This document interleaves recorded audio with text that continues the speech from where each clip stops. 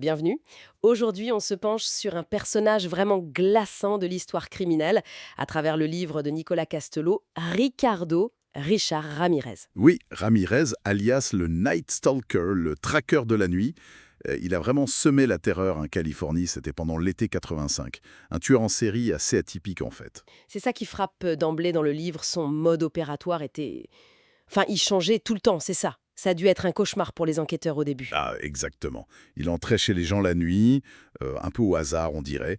Parfois il tuait l'homme, violentait la femme, parfois pas. Il volait des trucs, mais pas systématiquement. Et puis il avait ces fameux pentacles laissés de temps en temps. Vraiment déroutant. Marqués par des trucs physiques, blessures à la tête, épilepsie, mais surtout psychologiquement, par son cousin Mike. Une influence clé apparemment. Ah oui, le cousin vétéran du Vietnam, le livre insiste là-dessus. Oui, Mike lui aurait montré des photos atroces de torture, de viols commis là-bas.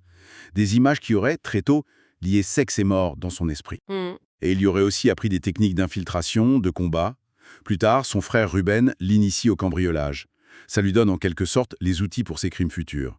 Un parcours assez spécifique. Et ce parcours a mené à des horreurs. Le livre détaille les crimes. C'est d'une violence sidérante. Jenny Vinca, 79 ans, presque décapitée. Le couple Zazara aussi, l'homme tué par balle, sa femme Maxine mutilée, les yeux... Enfin, c'est horrible. À peine soutenable à lire. Et cette diversité des victimes, des méthodes, les sœurs belles, deux femmes âgées attaquées avec ces pentacles dessinés au rouge à lèvres, Oui, hommes, femmes, enfants, toute origine, tout âge, plus personne ne se sentait en sécurité, c'était la panique générale. mais ce qui est peut-être encore plus étrange et que le livre explore bien, c'est la suite. Ce qui se passe après cette terreur. Comment la peur a muté en quelque sorte. C'est ça. Après son arrestation, qui était d'ailleurs incroyable, maîtrisée par des habitants d'Istallé, Une capture citoyenne, oui. voilà. Et là, on bascule. La peur laisse place à une espèce de fascination morbide.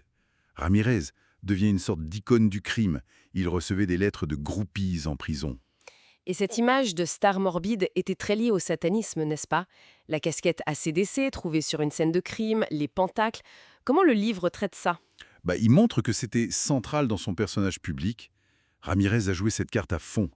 Il criait « Hail Satan » et il a dessiné un pentacle sur sa main au tribunal. Ah oui, je me souviens de ça. Et le livre souligne que ça tombait pile-poil avec la panique satanique des années 80 aux États-Unis.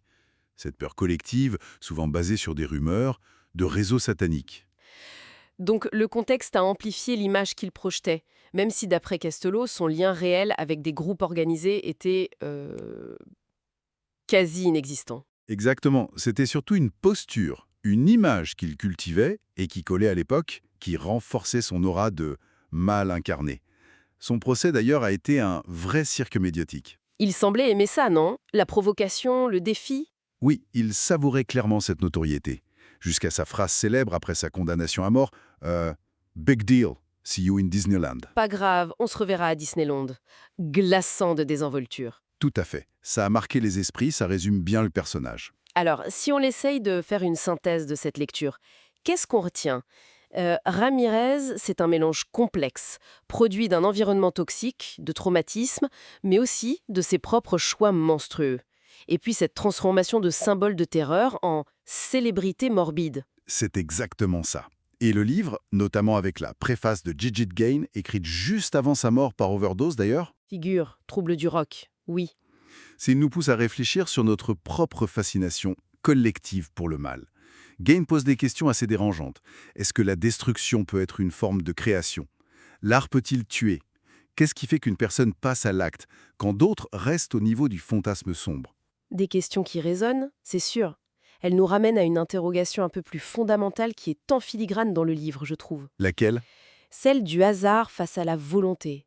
Si la vie et la mort, comme le suggère un peu Gain, sont soumises au hasard, quelle place reste-t-il pour la décision individuelle ou pour une sorte de noirceur intrinsèque pour expliquer un traqueur de la nuit? Voilà qui laisse matière à réflexion, même après avoir fermé le livre.